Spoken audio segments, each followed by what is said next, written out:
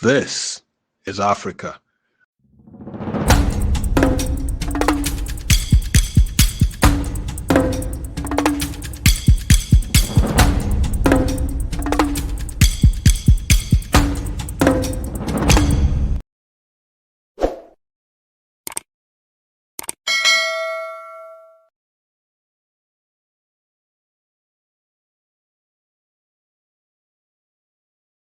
Good, that's incredible. So let's talk about, since we're on the topic of New York development, the Affirmation Tower, important, and correct me if I'm wrong, the tallest tower that when it's finished in New York City, the first fully black developers that are doing it.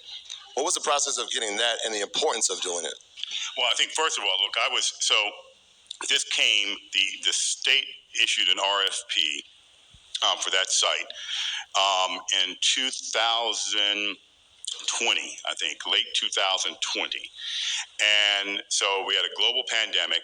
Already, people were leaving New York. Businesses were leaving New York. Office market was soft before the pandemic. So initially, when I looked at it and my team looked at it, we all agreed to pass. And then I happened to be reading an article about Hudson Yards. And I'm like, wait a minute. We ought to go, maybe we should go after this site because the chances are we won't be building anything for 3, 4, 5 years.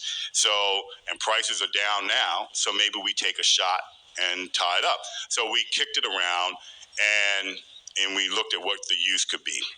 And then I thought about it, and I said, if I'm going to take a risk and do something in New York, because this is probably the last big deal I'm going to do in New York for a while, how do I want to do it? I want to do it differently.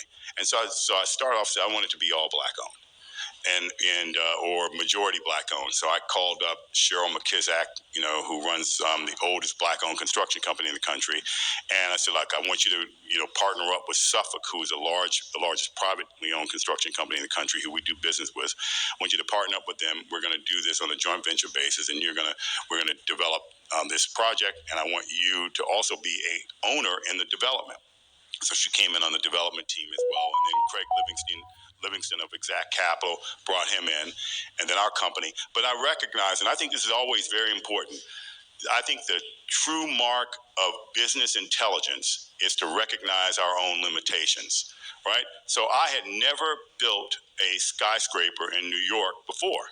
So I said, okay, well, let's make it so that's not an excuse not to pick us. So I contacted a friend and business associate, Steve Witkoff, who had just finished a building called 111 Murray, which was a super tall building and geometry-wise similar to what I wanted to build.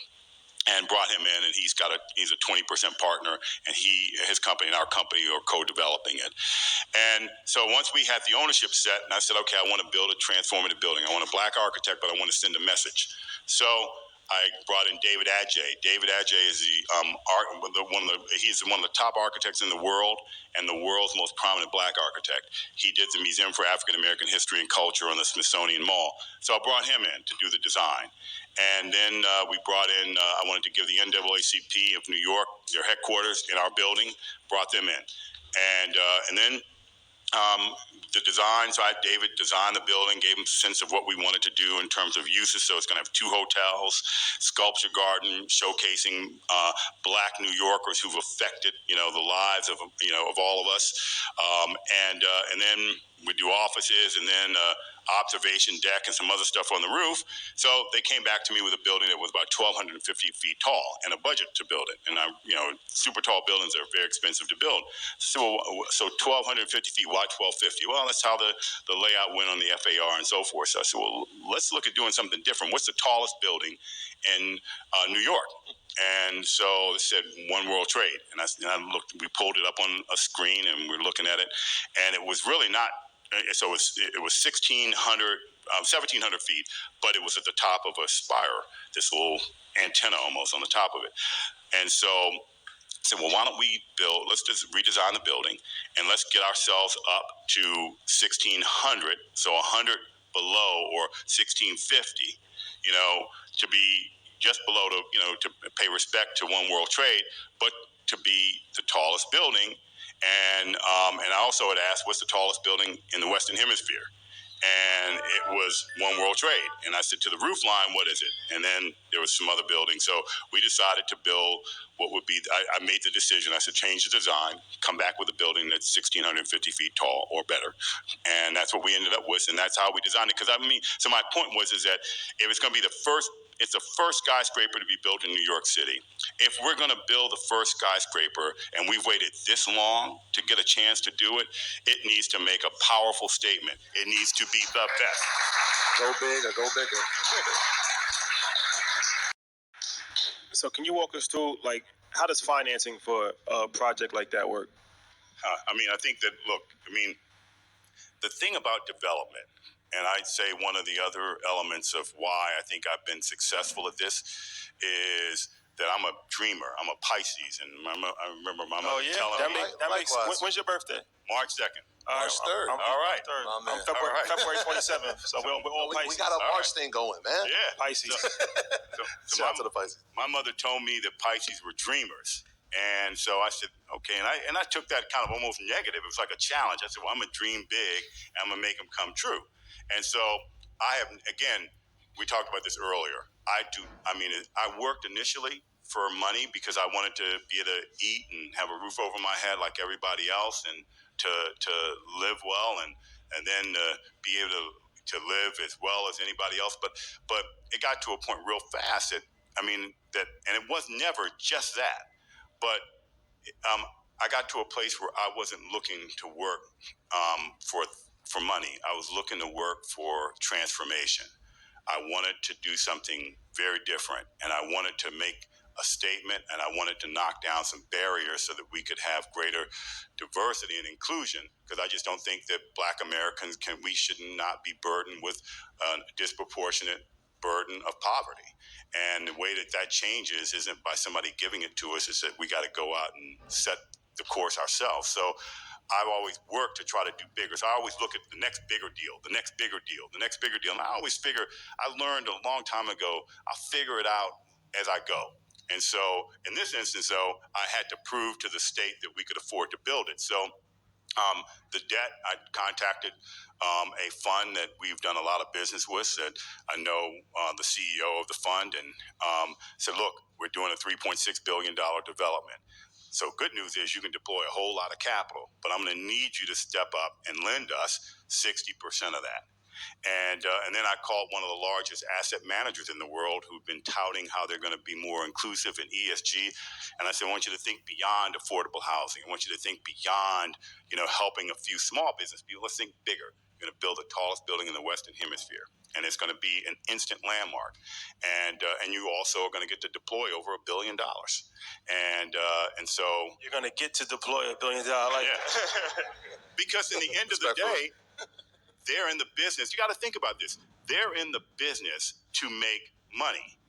They have to deploy capital to make money. Give you an example. Blackstone just did a fund and raised $25 billion for an equity fund. There's so much capital going on out there that they can't deploy enough. There's more capital than there are opportunities. They just don't look at us as a business opportunity. They look at us philanthropically, as opposed to seeing us as a place to do business and people to do business with. But there's a tremendous amount of capital. So when I was at an event the other day speaking, and I was saying, because I gave a statistic that showed how unfair, white men have this, tremendous advantage. I said, nothing will ever be taken from you guys because they can't deploy all the capital now.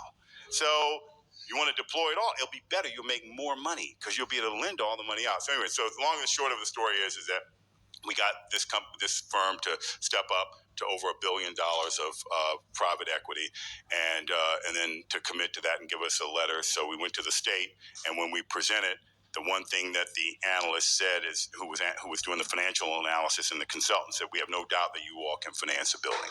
And I thought that was a pretty powerful statement. A $3.6 billion building, we proposed building a bigger building than anybody else, and we proposed building a taller building than anybody else, and we proposed unprecedented diversity, and also had the money to pay for it.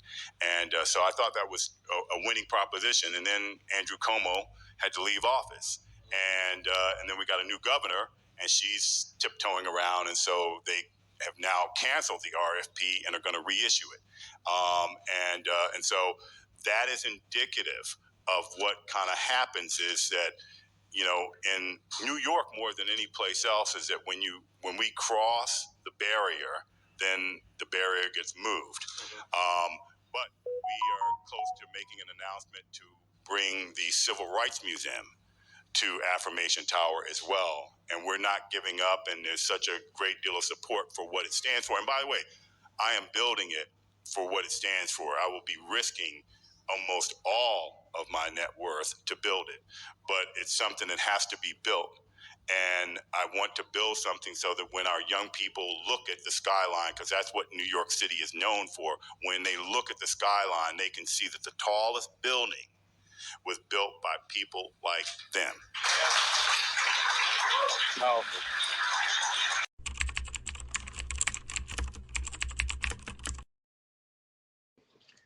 In the dynamic landscape of real estate and entrepreneurship, Don Peebles stands as a towering figure, both literally and metaphorically. Born on this day, the 2nd of March, 1960, in Washington, D.C., United States of America, Peebles has crafted an extraordinary life marked by groundbreaking achievements, a commitment to diversity, and a relentless pursuit of excellence. From his early days as a college student to becoming one of the most successful real estate developers in the United States, this video explores the multifaceted journey of Don Peebles. Donahue Peebles Jr., fondly known as Don, grew up in a middle-class family in Washington, D.C. His parents, Donahue Sr. and Yvonne, instilled in him the values of hard work, resilience, and the importance of education. These formative years laid the foundation for Peebles' future endeavors. Peebles' academic journey led him to Rutgers University, where he pursued a degree in political science. As a student, he exhibited a keen interest in business and real estate, foreshadowing the path that would later define his career. The entrepreneurial spark in Peebles ignited during his college years when he launched his first business, a janitorial service. This early taste of entrepreneurship fueled his ambition, and upon graduation, he ventured into real estate. In 1983, at the age of 23, Peebles founded the Peebles Corporation, marking the beginning of a remarkable journey in the real estate industry. Under Peebles' leadership, the Peebles Corporation quickly gained recognition for its innovative approach to real estate development. Breaking away from conventional norms, Peebles focused on creating spaces that embraced diversity and catered to underserved communities. This commitment to inclusion became a hallmark of the Peebles Corporation. Don Peebles' ascent in the real estate industry was not without its challenges. As an African American in an industry historically dominated by white developers, Peebles faced systemic barriers. However, his resilience and strategic acumen allowed him not only to navigate these challenges, but also to break racial barriers, paving the way for future generations of minority entrepreneurs. The Peebles Corporation's portfolio boasts a series of landmark achievements, including the Royal Palm Hotel in Miami Beach, the first major hotel developed by an African American in Miami Beach. Peebles continued to shape cityscapes, contributing to the revitalization of urban areas and demonstrating the transformative power of real estate development. Beyond business success, Don Peebles is known for his dedication to philanthropy and community engagement. He has actively supported educational initiatives, affordable housing projects, and programs aimed at empowering underprivileged communities. Peebles sees philanthropy not as a choice, but as a responsibility integral to his vision of creating positive societal impact. The journey of Don Peebles is not devoid of challenges, from navigating economic downturns to facing skepticism within the industry. Peebles confronted adversity with resilience. His ability to turn challenges into opportunities became a defining trait, contributing to his enduring success. As Don Peebles continues to lead the Peebles Corporation and expand his influence, his focus on mentorship becomes increasingly pronounced. Peebles actively shares his insights and experiences, guiding aspiring entrepreneurs, particularly those from minority backgrounds. His legacy extends beyond real estate developments, encompassing a commitment to fostering a new generation of leaders. In the ever evolving realm of real estate and entrepreneurship, Don Peebles stands as a towering figure whose impact reverberates far beyond the buildings he develops. From breaking racial barriers to reshaping city skylines, Peebles' journey is a testament to the transformative power of vision, resilience, and a steadfast commitment to creating positive change.